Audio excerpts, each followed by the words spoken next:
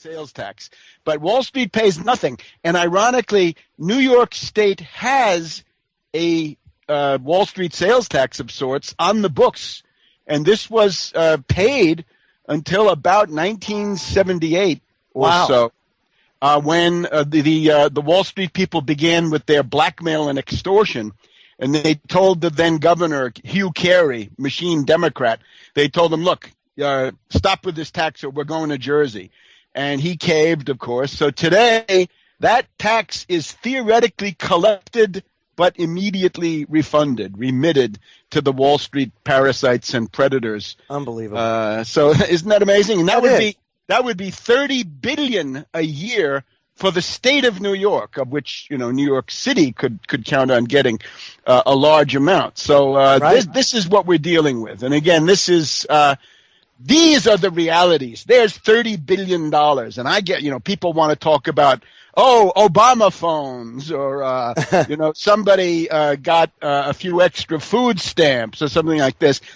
That is for suckers, right? Wake up, people. You mean that's chump change, really? It's chump change. It's peanuts. Let's look at the grand larceny, right? Let's look at the huge looting operations. Let's get into the tens of billions, the hundreds of billions. And this, the Obama phone is nothing. It's insignificant. It's microscopic in this regard. Plus, I actually think Obama phone is a good thing, but that's another story. The point is that that's not politics.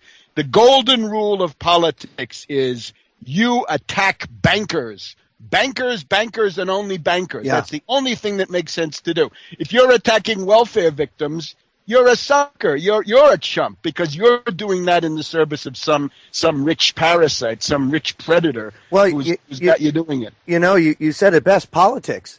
The politics is derived from two words, poly, which means many, and ticks, which are blood-sucking animals.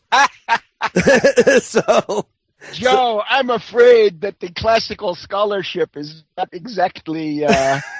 This is not exactly going to do it. You were thinking I was going to hit you with some Latin. Oh no. No, it's polis, right? Polis is the city, right? Mm-hmm. Polis, the city, right? Like megalopolis, right? The big city.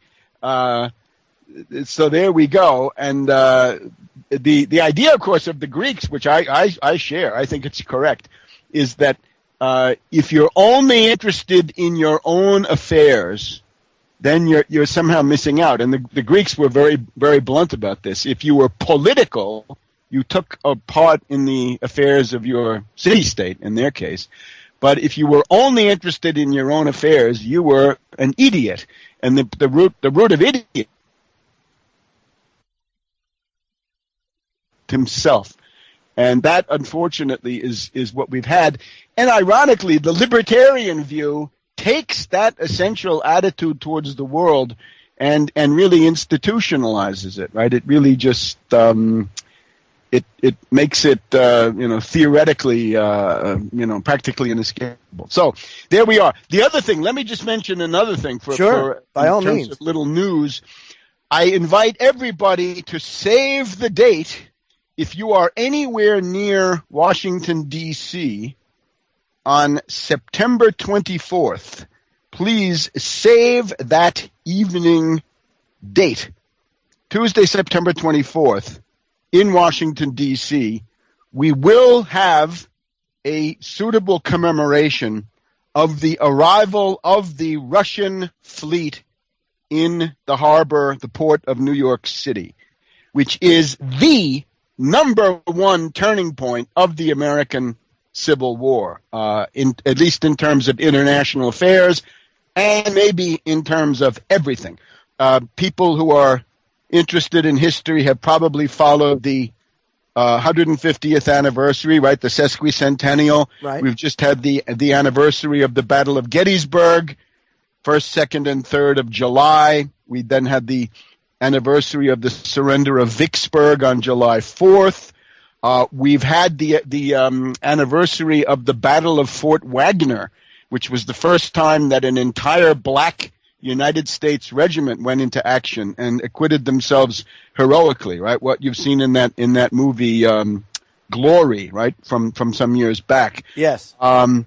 But the big international question was that Britain and France were determined to destroy the Union. They were determined to attack Lincoln. And this was Lord John Russell and Lord Palmerston and William Gladstone in London and Napoleon III in Paris. Napoleon III was actually even more gung-ho than the British. The British realizing what the price to pay might have been. But the thing that deterred this overwhelmingly was the clear policy of the Russian Empire, of the Tsar, Alexander II. Alexander II made it clear that if Britain and France attacked the United States, came into the war on the side of the Confederates, Russia would attack both of them, England and France. And that could have taken the form of a Russian army in Paris. Remember, the Russians had been in Paris in 1815 at the end of Napoleon, right? The city was occupied by Russia, so they knew that was within the logistical capabilities.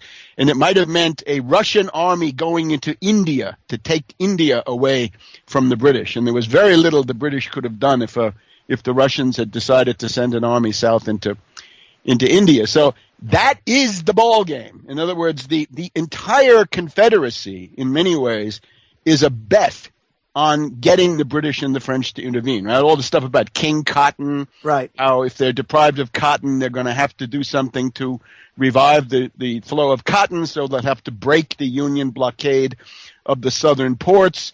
And when you see somebody like Robert E. Lee going into Maryland in September of 1862, last year in effect, right, for the Battle of Antietam, or the second invasion now into Maryland and Pennsylvania in July of 1863, both of those were attempts to elicit, right, to evoke the British and the French to finally do something and intervene. And the principal factor preventing them, or a principal factor, is the fact that the Russian government had told them, if you meddle, you will have a war in Europe. You will have a war on your hands in Europe. And that would have certainly been a world war. The United States and Russia against Britain, France, Spain, possibly Austria on that side. There's good indication that Prussia, right, Germany, would have gravitated to the U.S. and Russian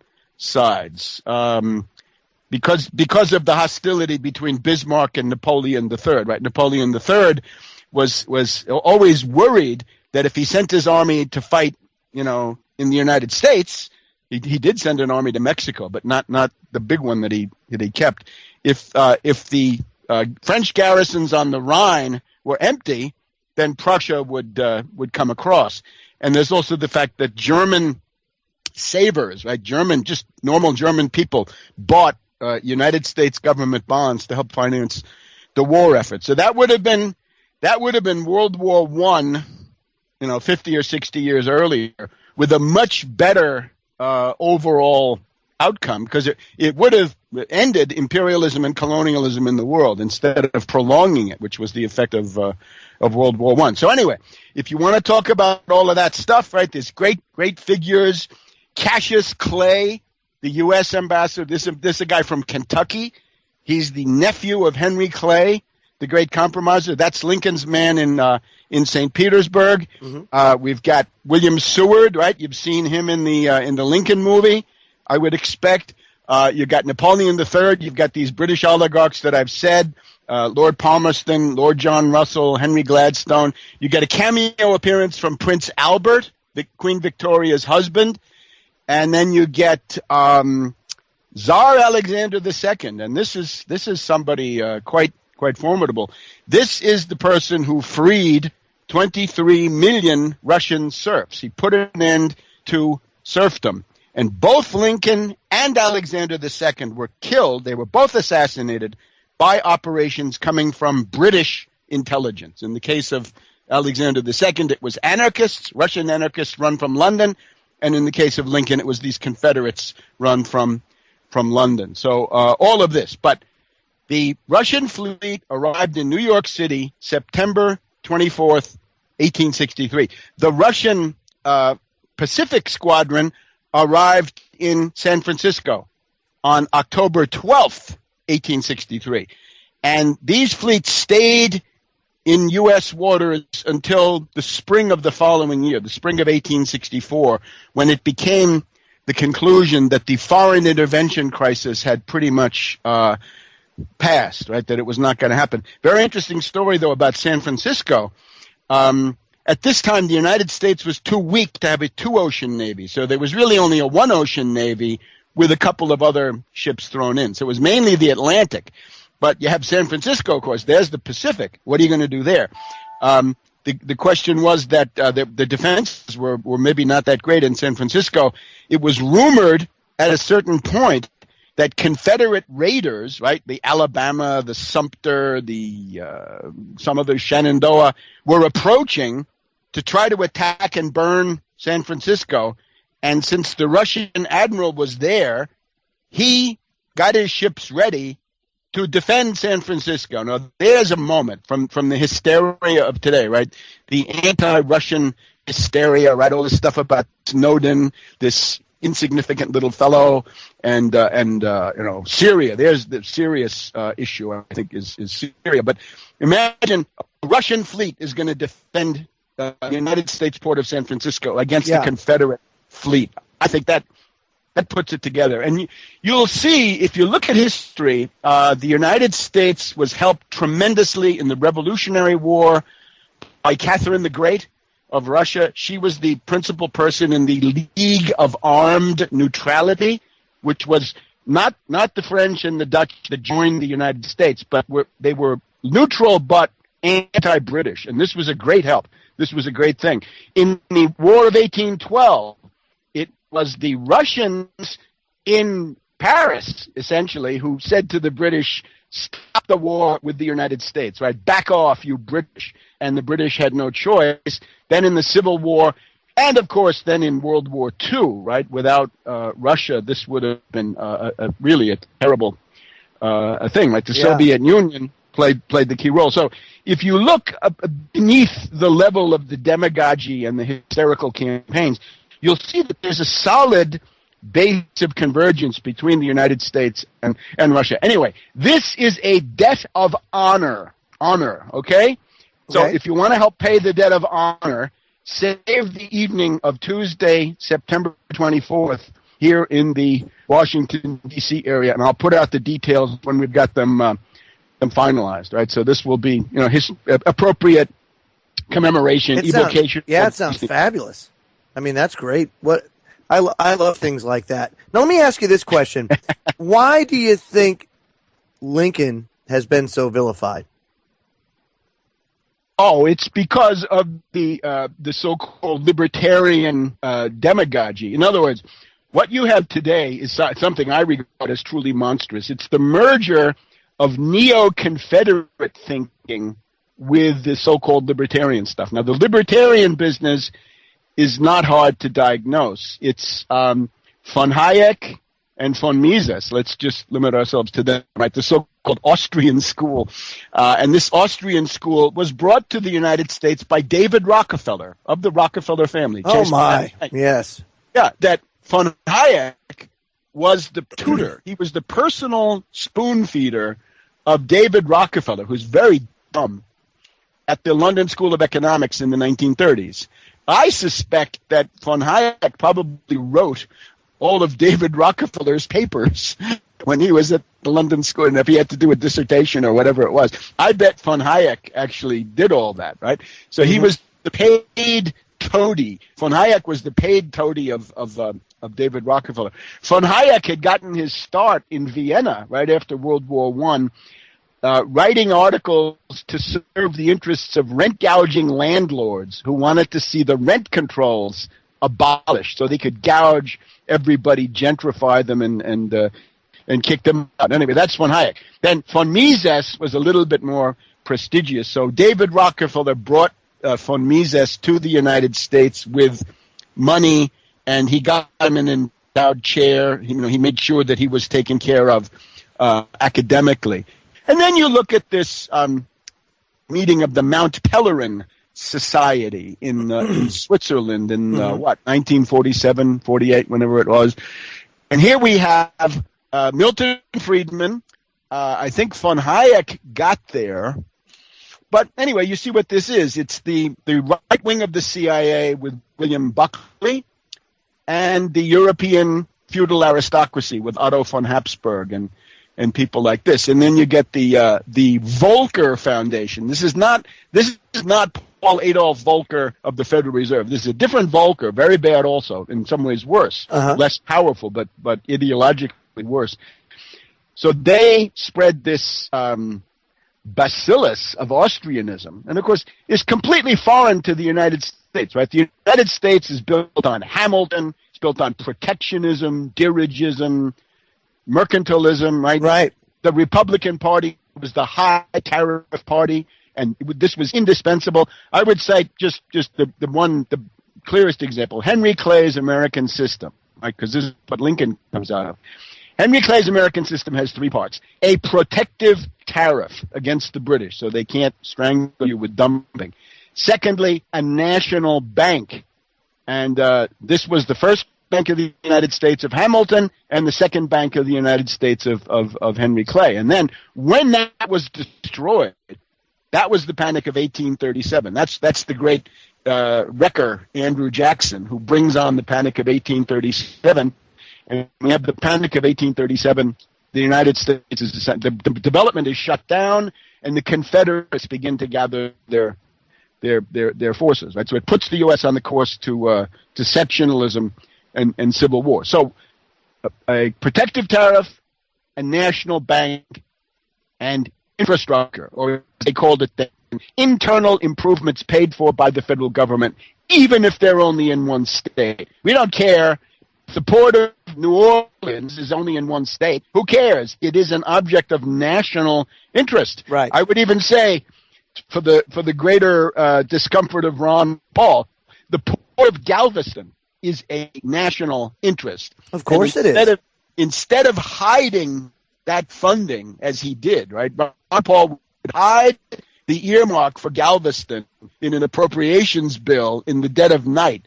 And then he'd come back and vote against it as the bill passed with Democrats and other votes. So he was of course a hypocrite, right? He wanted the money, but his ideology prevented him from saying that he wanted it. So we don't have that problem. We say, yes, we need the port of Galveston. It's all right. We need to have it, right? And it doesn't matter where you live.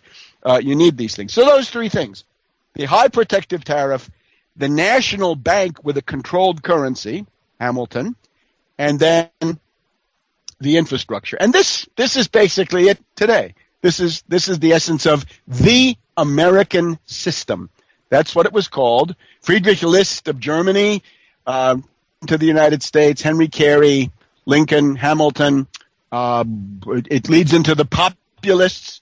You look at the Omaha platform of 1890 with parity prices for farm goods. It's the same story, American system, and that leads into the New Deal. The New Deal is the fruition of many ideas that were out there in the populists in the 1890s who were fighting against what? They were fighting against the gold standard, against the deflationary gold standard that was crushing them. And that's the main issue in most farm states from 1870 to 1910 is that their prices are going down and their debts are going up because of the gold standard. So well, let me ask you this: since we're on the gold standard, we're not. Thank God, we're not. Well, yeah, I know, but on these, let me clarify that. let me change this. Since we're on the subject of the gold standard. Right. Why do you think right now there's such a push to move to a gold standard? And what do you, if not the gold standard, then what? Webster? There is no push. That's ridiculous. There's no push to go to a gold standard. There's a bunch of kooks who are arguing, right? But these are marginal people in society, right? The average person. I mean, when you go campaign in New York or Chicago or some big city. Oh, and say gold standard. Go back to the gold. They'll say, "What are you from Mars? What is it?" Look. This is pure ideology. Yeah. And I'm afraid we have to get into psychology here.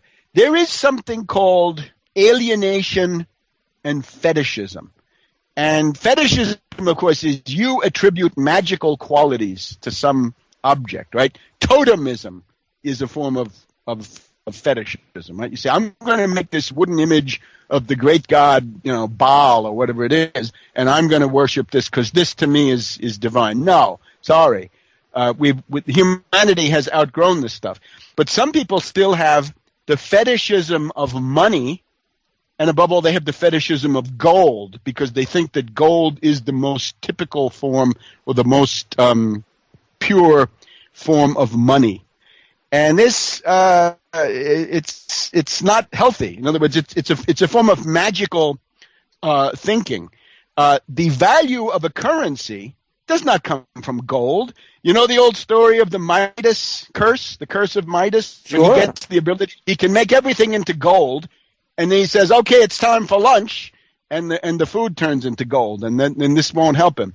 In other words, the value of money depends on what you can buy with it. You can command the production of an entire national economy with money, right? You want to buy something that the United States produces, you need to get dollars to buy it. Right? You want to buy farm products, right? I wish we had more that we produce, but we have biotech, we have Silicon Valley, we have the farm economy, we have some other things still.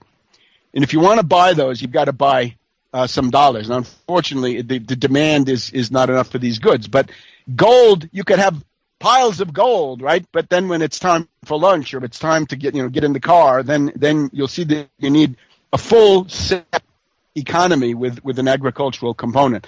So a lot of people, because of the world crisis, they become hysterical, I guess, and they what they want is money. In other words, people. This doctrine about gold, it appeals to people who have money and who believe they will continue to have money and who want to have more money. And that's the whole logic of this libertarian stuff. It's deflationary. In other words, the Ron Paul, Rand Paul program is to have an immediate deflationary crash.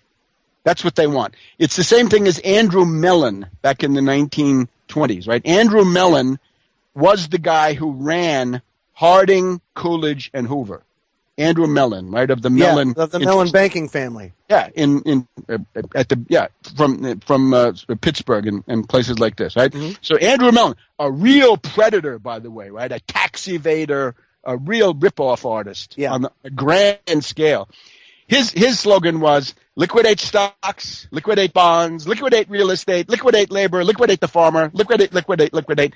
And then, when everything has crashed down, there'll be a recovery. Right. Buy it up real cheap. But what's the damage? Yeah, that appeals to him because he says, I've got money in the vault and I'm keeping it in the vault. So when everything crashes down, my money will be worth more. I can buy real estate I can't afford today. I can buy up, workers and experts and other things for really low prices. So it's essentially a form of greed, but what happens to people who die in the process? My word on that is always the libertarians.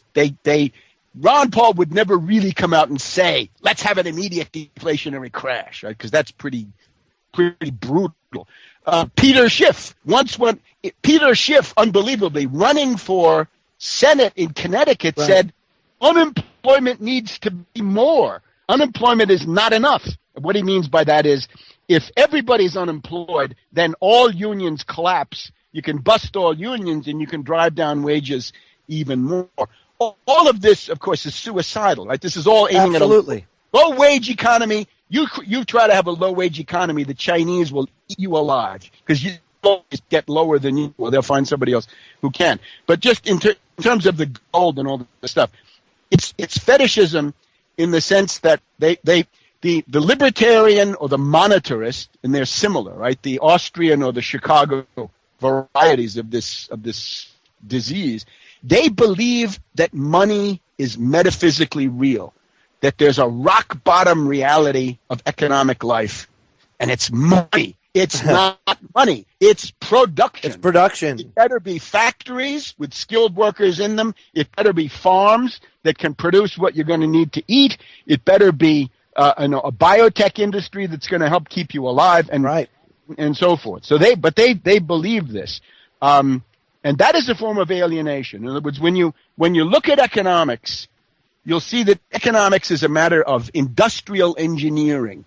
It's a matter, for example, the money is a political fiction, and it should be a political fiction because this is not really the heart of the matter. Right. Money in our system, since we do not have a command economy, and it's better not to have a command economy, it's better to use money as a means of moving resources. In other words, because it allows everything to be done voluntarily and with the least. Right, Webster. I mean, think about it. It's a lot easier to pay $10 than 2 cows, a chicken, and a horse. You know, I mean. Yeah, well, I mean it that's also true, of course. Right. But I mean it in a slightly different way.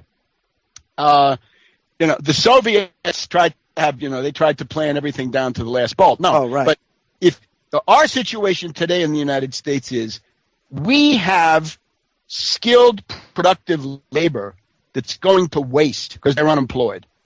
We have empty factories that are going to waste because they've been shut down and bankrupted. Right.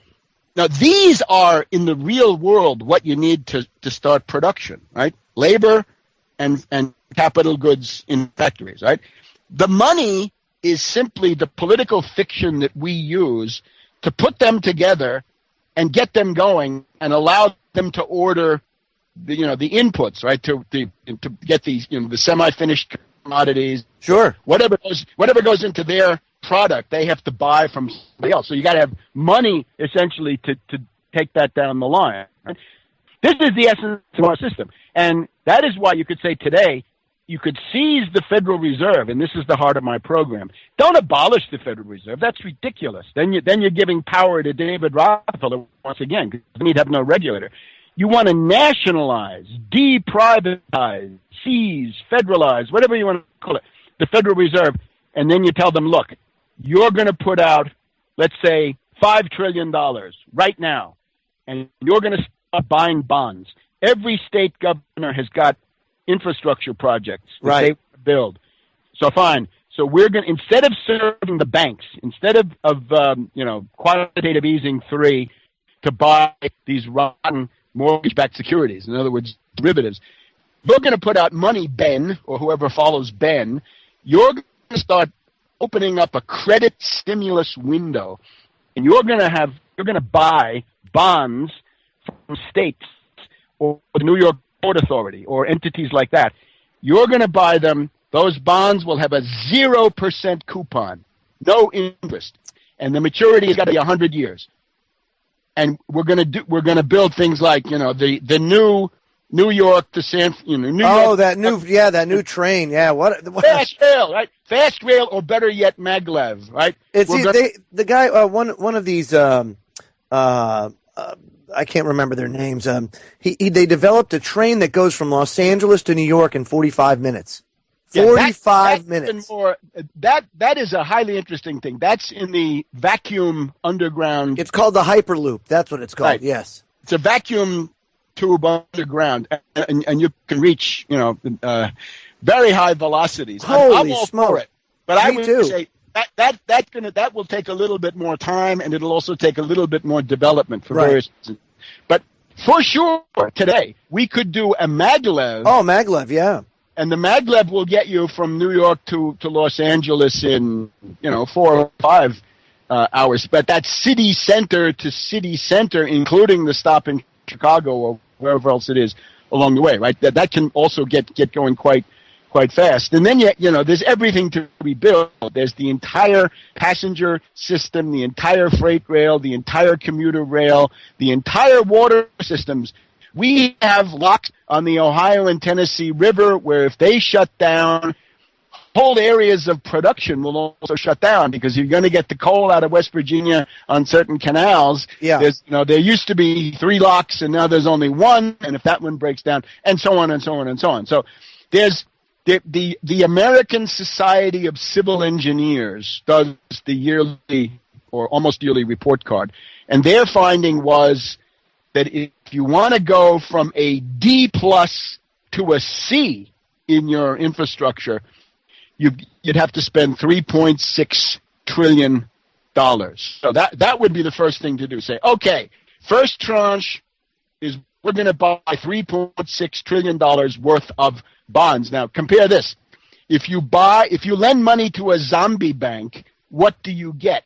You get the promise from Lloyd Blankfein or Jamie Dimon that they'll pay you sometime. But those are zombie banks. Those are bankrupt entities. Those exist as wards of the U.S. federal government. What are we kidding? They would be long gone if it weren't for the TARP and for the $27 trillion line of credit that they got from the Fed. Whereas if you get the governor of Mississippi, right, wants to build some rail lines or something like this, what you get out of that is a high quality asset, which is a bond that's got a real physical object behind it. In other words, it's not just some promise from some Wall Street bandit, but an actual piece of infrastructure. Right. Which is gonna. It's with some a modest tangible asset, right? Tangible asset, some kind of modest user fee, or better yet, just out of the general revenue, because you can pay for this at 1% a year. There is no interest. You pay for it at 1% a year, and as the economic development goes on, that 1% gets to weigh on you less and less and less as it goes along. It's called a century bond, by the way, and the smart people at Caltech, right? Great institution, right? One of the most prestigious in the world. California Institute of Technology, Caltech, they called attention to century bonds a year or two ago by issuing their own century bonds. They said this is a great time to issue century bonds. Wow. It is. At 0% though. Get that price down as far as you can. And then of course after that, the credit stimulus window at the Fed could go on issuing credit for production, right? For farmers, for auto, for Silicon Valley, for biotech, for other branches that will emerge, right? If we want to rebuild Detroit, which we have to do, there's a whole city there that's calling out for new factories, new companies, and at 0% credit over very long maturities, you can do all that. And that's all well and good, Webster. But now, in parallel to that, would you not have to repeal or come out of some of these free trade agreements and treaties? Yeah, and I've been for that for a long time. In other words, if you look at my program, it's in my book, Surviving the Cataclysm, Your Guide to the Worst Financial Crisis in World History. First edition or second edition, doesn't matter. Mm-hmm. I'm for I call it, in the old days it would have been called a revenue tariff, but it's a protective tariff, really. Today, I would say start with 15% and then see what happens, right? But yes, a 15% protective tariff. The idea being, today the vulture capitalist says, "Oh, I'm not going to keep my factory in Pennsylvania or Illinois or whatever it is. I'm going to send it to Thailand for coolie, runaway shop. I'm going to get coolie wages from them." Fine, you could say, look, that's fine, but you're not going to be able to re-import your product. You're going to have to pay that 15%. So factor that in. And again, if the 15% is not enough, it can be raised. But what we absolutely need to do is to break with this period of several decades of severe ideological confusion with this free trade stuff, right? NAFTA and so forth, where this has become dominant. The Obama administration is right now proposing a new free trade agreement with the European Union. The answer has to be no. Not only no to that one, no to any of them, right? They just approved one with South Korea. No. The results are always terrible. This was the one point that Perot had, was the giant sucking sound. And there is a giant sucking sound, right? And ultimately, I would say the reason that the Republicans won the Congress in 1994 was not stupid Newt Gingrich and his stupid contract on America. Yeah. It was Al Gore trying to tell Perot that free trade was great, and people were horrified. And that little giant sucking sound line from Perot, which in spite of the bankruptcy of Perot, pretty much on everything else. He was right about that. So you got to put an end to the giant sucking sound. What you want to do is world trade should be devoted to high-quality capital goods. The idea that you have to import beer from Australia, I cannot see it, right? Or, low-quality consumer goods from Asia. This is not what you should do with world trade. You should be dealing in tremendously advanced modern capital goods, things like locomotives, electrical generators, scientific equipment. That's what you want to sell, because there you can, it's the price of transportation is trivial compared to the value of the good, right? You want to basically trade things that are fairly expensive, right? Not cheap stuff. So you can have an economic recovery any way you want it, but of course that's not what the libertarians want. You can sum it up in the following way: there are generally speaking, four possible economic policies. Okay, one of them I think we've just gone through. The libertarian Austrian one, which is have an immediate deflationary crash, hope for the best, and then there'll be a recovery. Right? Too bad if you died. Let me also just, since we're back on this, sure. The libertarians want to tell you that the crash of 1920 is their dream program. In other words, it's what they want for America, right? They want to go back to the great crash of 1920. Which was very severe and led to very high unemployment. But they say, oh, look, it ended very quickly. Well, my dear libertarian friends, that crash was worldwide, right? That was not just the United States. That was the U.S., the British, and continental Europe. And one of the byproducts and spin-offs of that charming crash of 1920 that they're always telling us was such a good thing was a little matter of Mussolini's March on Rome, October 1922. In other words, out of that crash came fascism. And this is the problem with what the libertarians say. The libertarians always say, oh, no, we're not fascists. We're not Nazis. Yeah, but wait a minute. Wherever the libertarian policies are fully implemented, somehow fascism comes soon after. Right. And again, that's a good example. And it almost came here, the coup against FDR. Right after the Great Depression, and Smedley Butler came into the rescue. Yes. Now, since I was going to take this a slightly different direction, maybe we can get back to those four things. But yes, now, however, since you bring this up, this is not just one coup, okay? Right.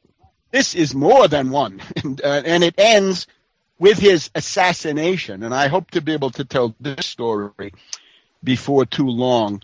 Now, here's the way it goes. I have to mention a French woman historian, sure. Annie Lacroix.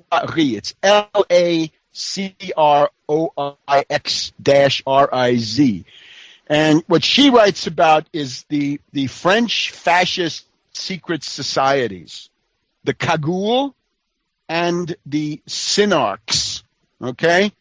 And what she argues is that the French defeat in 1940, June 1940, the collapse of France, this was deliberately produced by generals and politicians who were part of the Cagoule, the hooded group, as it's called, and the Synarchy, right? That they wanted Hitler. They wanted the Nazis to come in so they could drive down wages, break unions, and do the other things that they couldn't do any other way. Now, the operation that you're talking about, what Smedley Butler revealed to the Dick Stein Committee, if you recall, in the middle of that, the representative of the House of J.P. Morgan, who's trying to get Smedley Butler to become the man on horseback, he said he has been to France and he has studied what's going on there.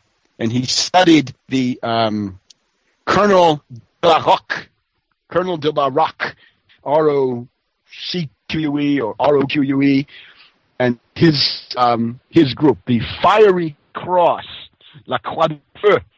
So these are connected, okay? Mm-hmm. In the 1930s, these same families that are preaching libertarianism or just Wall Street to us today, right? Monetarism or whatever it is. They were involved in pro-fascist, pro-Nazi organizing. And this is a big secret of American history. The whole McCarthy era is an attempt to, how can we say, overcompensate, right? To start blaming people. You were a friend of Stalin, you were a friend of the Soviets. Whereas the whole Republican Party was at various times extremely sympathetic to Mussolini, and quite a few of them sympathetic to Hitler. But let's just go through it. In the United States, here's what you have vis-a-vis Roosevelt. Before he became president, you have an assassination attempt. That is in Miami. It is in about a month before the inauguration. President-elect Roosevelt is riding with Mayor Chernak of Chicago in an open car. An Italian anarchist, typical British plant, comes forward, starts shooting, kills the mayor of Chicago, Chernak. Roosevelt is unharmed. Okay? So there's an assassination attempt. That's number one. The second one is the one that you've mentioned. It's the attempt to have a Mussolini March on Rome, March on Washington. Right. This is about 1934, when they realize what Roosevelt represents, this Morgan, right? It's not the business coup. It's a Wall Street coup, and it's the House of Morgan coup. J.P. Morgan, as in J.P. Morgan Chase that you have today. So that's when they try to recruit General MacArthur, who says no. Smedley Butler not only says no, but then it starts talking about it, right? So that was the second one, okay? And that's also a failure. And that was the one where they tried to use a bonus army. The bonus army, right? Because the bonus army, of course, had already marched under Hoover, right? They had already come to Washington before that. Now, there's a third. There's one assassination attempt. We've just done one coup attempt. Then there's the second coup attempt. The second coup attempt is around 1937. There's a guy. He's a member of General Pershing's staff from Europe, and this guy's name is Mosley. Van Horn Mosley is a top U.S. Army officer with fascist sympathies, and he proposes to lead a group of white Russians, that is to say, anti-communist emigres, having left Russia, hating Stalin, to lead them. It's this interesting aspect. If we think of the years, say, from about 1960 until even now, yeah, the desperados that the CIA turns to for their operations are often anti-Castro Cubans. Right? You see that in Iran-Contra. You see it in all sorts of things. I think you see it in 9/11 when you get right down to it. But the anti-Castro Cubans are all over the place, right? Watergate, Iran-Contra. In those days, it was not so much Cubans; it was Russians.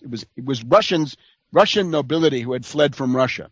So they're used. So that's 1937. General Van Horn Mosley proposes to attack the White House, leading a battalion of white Russians and seize control of the government. Oh my! Then there's a third.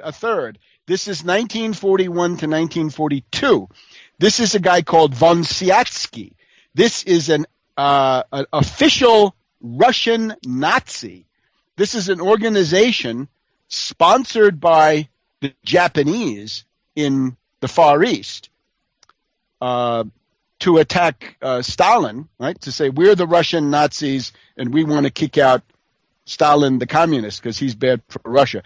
Von Siatsky had come to the United States and married a very rich heiress.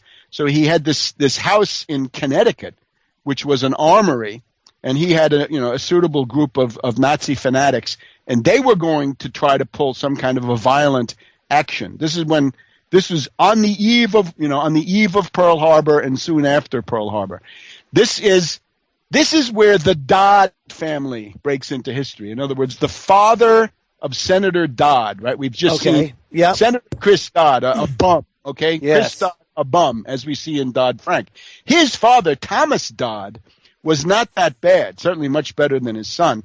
And Thomas Dodd became famous as the district attorney who prosecuted von Siatsky and his Russian fascist cohort. So you have one coup is the Morgan coup with they're trying to get Smedley Butler, but he says no, 33-34.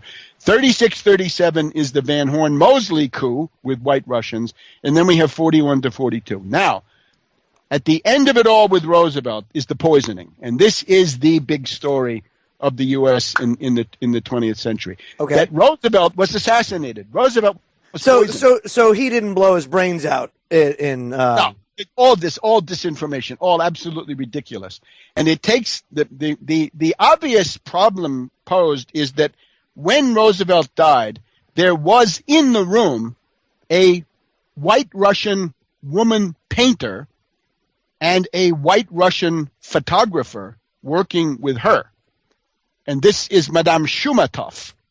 And here's the funny thing, or the outrageous thing, is that we're at Warm Springs, Georgia, right? It's April 1945. Yeah. Roosevelt has come back from Yalta. He's exhausted, but he's improving. I would also point, if you look at Yalta, on the way home from Yalta, Roosevelt's principal military aide, Pa Watson, died on the trip. Just died, right, on the way. Oh, and how coincidental? Yeah, it looks like a poisoning that didn't quite get the right. But now, like how frail was? And Harry Hopkins, his right-hand man, was so sick that he had to stop the trip in France or England on the way back from Yalta because he couldn't go any further, not even in the comfort of a heavy cruiser. So this woman Shumatov, you look at her family. Yeah, the family is connected through this extended family network to.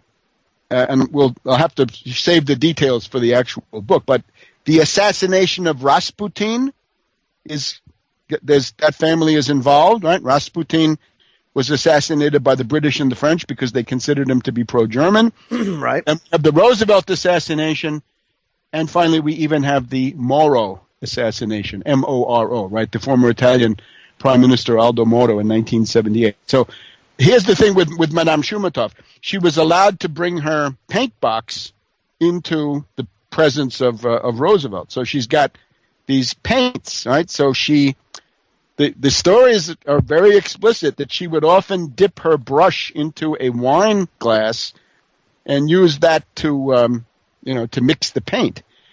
So you can imagine she's got red arsenic paint. Well, yeah, she's got red, white, green, blue. Then she's got arsenic, cyanide, and strychnine.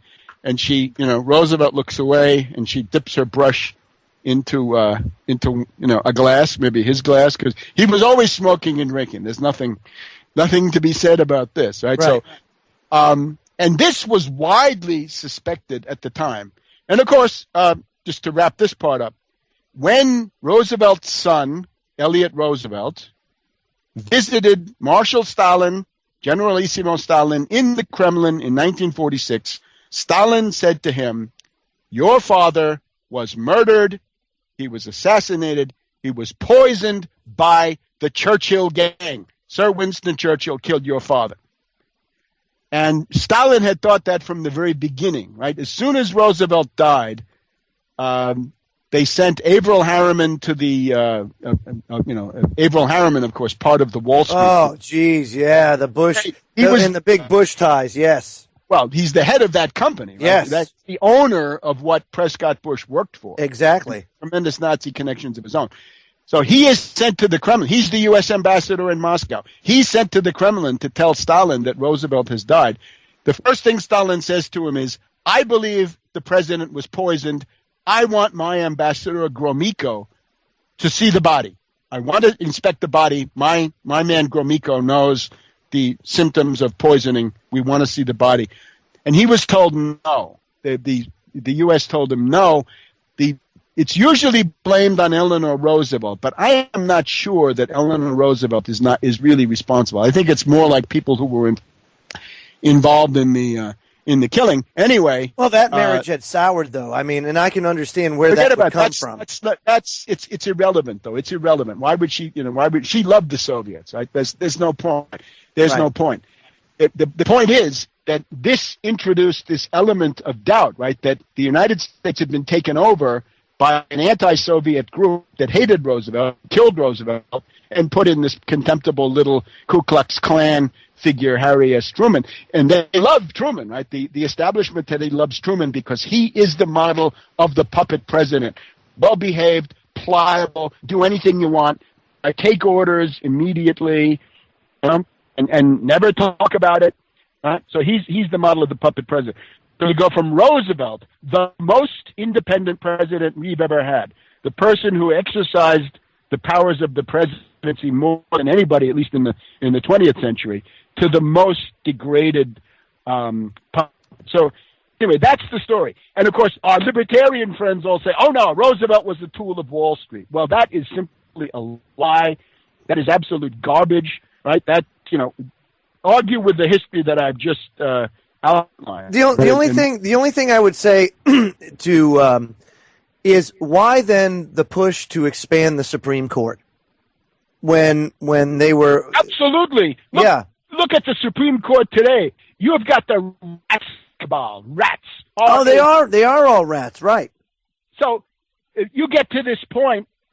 So was he trying to muddy the water? I guess you could say. No, I mean, they're trying to change the majority. In other words, you have fascist judges. You're going into World War II. You've got to do something about these fascist judges. You've got to fight them somehow. I'm 100% in favor of attacking the Supreme Court. I would do it today. The Supreme Court is sacred? How are they sacred? They're not sacred. That was one of John Adams' biggest mistakes, was the whole idea of lifetime appointments. Because of the we have to take politics out of it. No, there's still politics in it today. That's the problem. It's all political. That's obviously. I think you're not being fair. I want to stand up for John Adams, but I don't have time. So I would say, let's not look so far afield. Let's just look at the here and now and the practical issues. Right. The plan to expand the Supreme Court under Roosevelt was fine with me.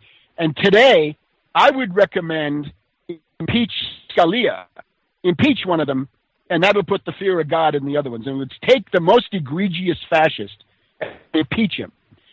Scalia says you don't have the right to vote. Scalia's dissent on the Obamacare is a monstrosity. I don't know what rock that guy crawled out from under, but the idea that you have somebody like Scalia in the Supreme Court in this day and age, right, in the 21st century, is absolute monstrosity. So I would say my approach would be pick the most villainous and the most vulnerable and impeach him, because they can be impeached, right? That would be my solution. But if that's not going to work, then nominate some new ones. Certainly. Wow, that was the only thing that really, got me. That and the fact that.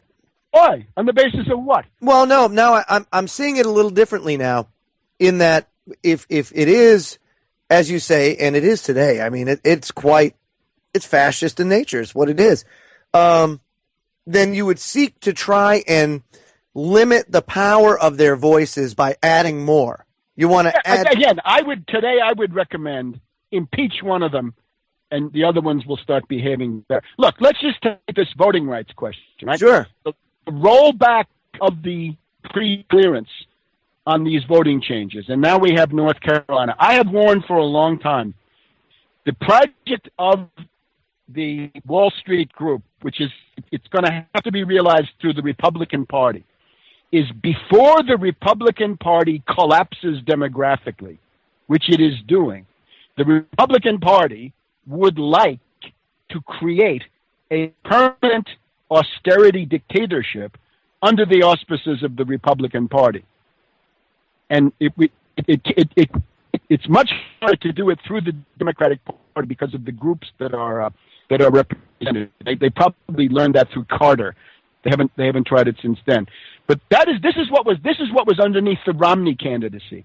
The Romney candidacy, backed by Petraeus, Allen, Admiral Stavridis, and with all those generals who got fired all generals who organized Benghazi, like General Ham and General Petraeus of the CIA, the generals who organized Benghazi as an attempted October surprise to get Obama out and above all get Romney in, they were part of this attempted permanent austerity dictatorship. And one of the keys to it is if you can control the Supreme Court, and right now we have this essentially a fascist majority in the Supreme Court, right? The rats, Roberts, Alito, Thomas, Scalia, plus Kennedy, right? And that's usually what's working.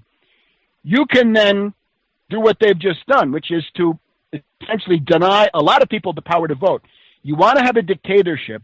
The Republican Party can't cut the mustard because they're so hated, right? They're so, they're practically white supremacists. They're open reactionaries. They're benighted. They hate women. They hate Latinos. They hate the city. They hate the Northeast. They're just a bunch of hate mongers. But you could rule through that party if you could limit the franchise. In other words, if you could deny most people the power to vote, you could still have a permanent dictatorship with the Republican Party, keeping the fiction of elections. The other thing you'd have to do is to pass union-busting legislation. And again, Ron Paul and Rand Paul are out there for a nationwide right-to-work union-busting law, right? So you'd have no ability to vote, no ability to have a mass organization to fight back. And then you could just, if you've got the House is gerrymandered, if you can control the presidency and the Senate by denying lots of people the right to vote, there's your permanent austerity dictatorship. And that's what people ought to fight. And you can see that creeping towards you when Detroit is taken over by a dictator, because that's what it is. I call that the little Hitler law, right? The guy who's running Detroit, he's a dictator. There's no mayor, there's no city council, there's no nothing. They don't have the right to vote locally, right? Benton Harbor, Michigan, same story, right? Local dictator. They do whatever the hell they want. So the creeping fascism is no votes, no unions, and then more and more cities are taken over. Right? I'm not a big fan of the voter ID law, and I'll tell you why. It may be a little bit different from you, but in the sense that it shouldn't be required, period, end of story, that you have to show your ID to prove yourself like that. Personally, I don't like it, because what that does is it also ushers in the excuse of a need for a federal ID card, which I am not a big fan of. I don't think that. Why do we need this stuff, right? You don't need it. Necessary. You don't. There is no vote. There is no voter fraud. Here's what there is. There's vote fraud. There's vote fraud. The vote fraud is done using That's on the counting side. Yeah. That's done by Karl Rove with tens of millions of dollars. And various interfering with the this news election service, so whatever it's called. In other words, in the 2000, 2004, and now 2012 elections, the Diebold machines and everything. Yeah, exactly. They were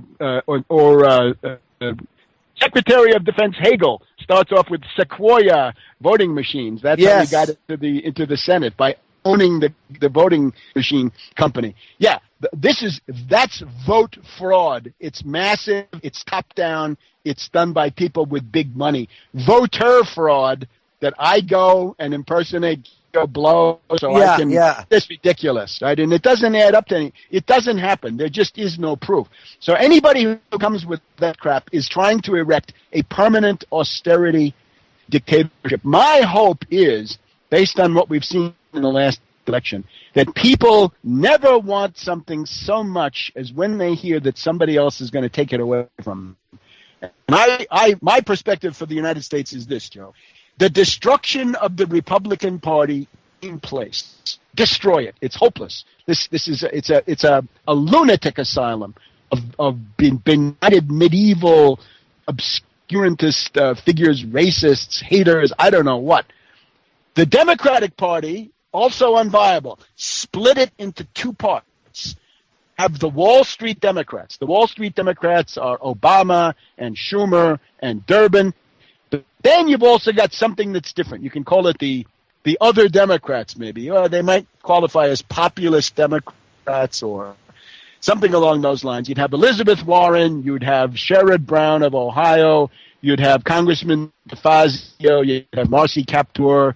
You'd have various, people who they're not so much in love with Wall Street. They're more of a blue-collar-esque type of Democrat. I hope there are still some of those. Yeah. Yeah. I mean, that stuff it's tended to atrophy quite a bit. But that's sort of the idea. That Sherrod Brown will tell you that he's the blue-collar. Oh, Mikulski here in Maryland claims to be the only working-class member of the Senate. I don't know. But the idea is Republicans go away or become a party for, racists. Let's just call them the Whigs from here on out. I think this name has seen its time, right? Yeah. The Republicans disappear because Henry Clay was a Whig, right? Whig was a good thing. Lincoln was a Whig, but forget that. The Republicans disappear. The Democrats, however, have to split in because with this, the Wall Street wing of the Democratic Party, which is the majority of elected officials are from the Wall Street wing. That's got to end. So break that apart. The unions will have to choose where they go. Other organizations will have to choose. And that would get you into the 21st century as distinct from this Republican stuff, right? With the, all the crazy. I don't even want to go into it because some of their legislation is just obscene. I think it totally. I mean, I truly believe that that both parties have really done very, very, very big damage, a lot of damage to this country. I'm not a proponent of the Democrats or the Republicans. No, and neither am I, as you've just heard. Right. I want one of them to be destroyed and the other one to split into two parts. So that basically I'm talking about getting rid of both of them in their current form. Absolutely. But, and that's the news, right? In New York, if all goes well, the signatures are going to be submitted on Tuesday, and you're going to have the Tax Wall Street Party on the ballot in the city of New York. Isn't that amazing? Out of the belly of the beast, right? In the city which has been crushed by Bloomberg of Wall Street for 12 years, there's still enough fight left. I hope to have the Tax Wall Street Party get on the November ballot. Right?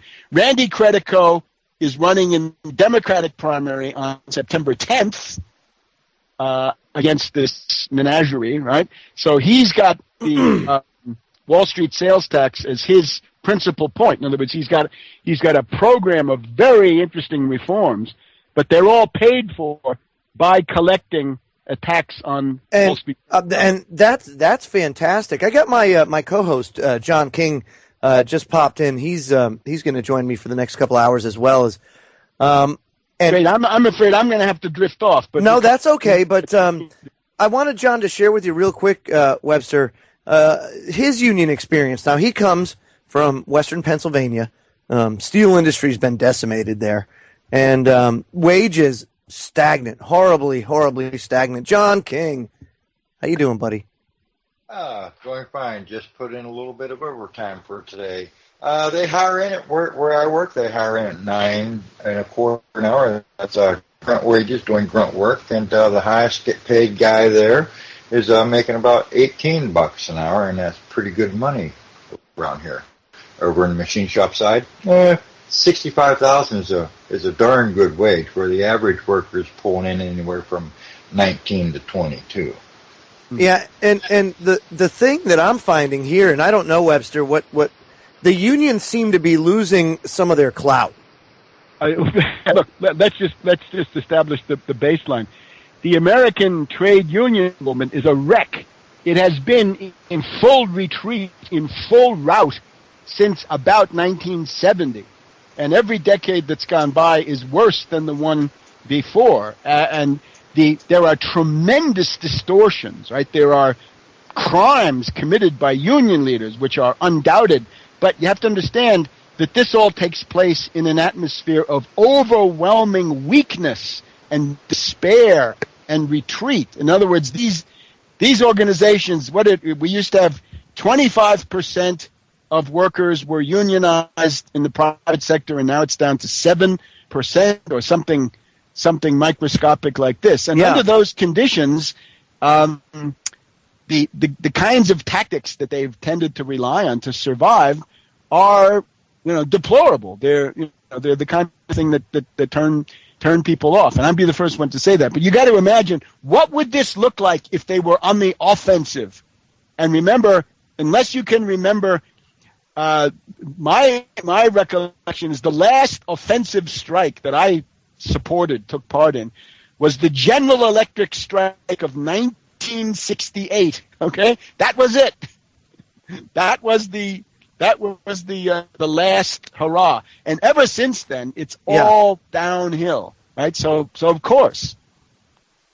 Wow, that's But look, there's another side to the coin. You look at Occupy, okay? Occupy Wall Street. Mm-hmm. Occupy Wall Street didn't really get anywhere, but at least it got people's attention, and a lot of people now know that Wall Street is the enemy. Okay, how did Occupy take off?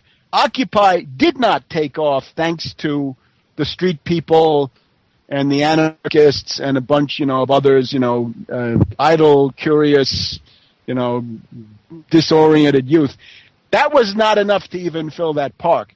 The Occupy took off when the communications workers of America, that is the telephone workers, when they showed up, when the United Federation of Teachers showed up, when the transport workers union, right, the subway workers and bus workers, when they showed up. In other words, when some still intact unions told their members, go to Occupy this afternoon and we'll help these anarchist kids and others, right? We'll do something for them. And that is what made Occupy big. Right? That's when they went from 3,000, 5,000 to 50,000 in one afternoon. So remember, whatever you think of these unions, they are the only possible basis for mass resistance against a dictatorship, against a coup. We've been on the verge of a coup here. Most people don't know it, but Petraeus and company think in terms of a military coup. And that's what that Benghazi was, right? Get Romney in there, have Petraeus become Secretary of State or something, have him run the government. Romney would be the ceremonial president. Petraeus would have the power, uniting the CIA and the Pentagon, together with whatever else he had. You've been on the verge of a coup quite a while, right? 9/11 was certainly that, right? Yes. So we've been, navigating the edge of a coup. We've been lurching along the edge of a coup for quite a while. And we just had another attempt to coup. John Forbes Kerry, Skull and Bones, on the 12th of June. He tried to go into a meeting of the National Security Council and say, let's bomb Syria right now, this minute. Give the order. Syria, bomb Syria. Without telling Obama. Obama is lucky if he's told after the fact. This would have been something like Al Gore, right? Al Gore in March of 1999. Al Gore gave the order to bomb Syria, not Clinton. Clinton wasn't told until later, right? And then he had to go along with it. Similarly, Kissinger, well documented, October 1973, right? Gives the order, go to top nuclear alert. Right. Nixon asleep, not told. In other words, you can have a palace coup. You can have a coup from inside the White House apparatus by somebody like Kissinger or this bum Kerry that we have now. So you're always on the verge of a coup. And you got to have some organizations that can fill the square, right, that can fill the streets with people and get others out. And it's no coincidence that these characters like Ron Paul and Rand Paul, they want to destroy all unions. They're very explicit about that. And I wonder, what libertarianism is that? If I want to have free association and join a union, who are you to tell me otherwise? Well, you can't. It's hypocritical. But even more so, it's utopian, because you're under the assumption that you can just do away with this stuff, and then life is going to go on, and everybody's going to be happy, and people are going to hold hands and sing Kumbaya. And unfortunately, that's not the way the world works. There are people that want to loot and plunder you constantly. Right. If it's not the bankers, if they go away, it's going to be somebody else. Somebody's going to step into their place, Webster. And I mean, but the libertarians are here to tell you that you can't be free unless you're atomized, right? The only way you can really be free is if it's you alone facing the giant corporation or the giant government, right? David and Goliath, yes. that's just, it's unrealistic.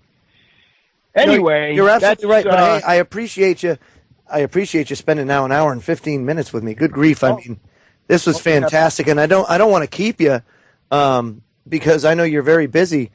But folks, I mean, it's great programming like this with Webster Tarpley and many others. We got Aaron Dykes as well, who also big admirer of you, Webster, and he's going to try and come on tonight and join us for a conversation. And I'll tell you, it's very, very heartwarming to have people like you here fighting for truth and for justice the way that it should be fought for. So thank you for coming on and supporting us today. Good luck, and I urge everybody to support Unbound Radio, of course. Yes, thank you so much.